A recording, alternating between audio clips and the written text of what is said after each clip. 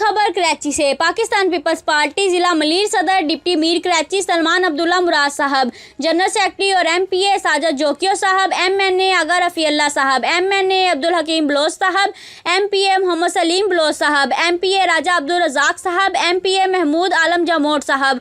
मोदबाना गुजारिश है कि पीपल्स बस सर्विस जो कि एक बेहतरीन बस सर्विस है, इस पर Landhi 20 colony, labour square zone Muzaffarabad, Majeed colony, petrol pump, हस्पताल Chowrangi, Sherpao, Daud Chowrangi, future colony, Mansehra colony, Sharafi Goth के मजदूर तबके का पीपल्स बस सर्विस पर हक है कि नहीं, खुदारा यहाँ भी नजर दोहराई जाए। हमायती न्यूज़ से गुल हसन इमरानी की रिपोर्ट। मजीद खबरों के लिए देखते रहें हमायती न्यूज़ HD।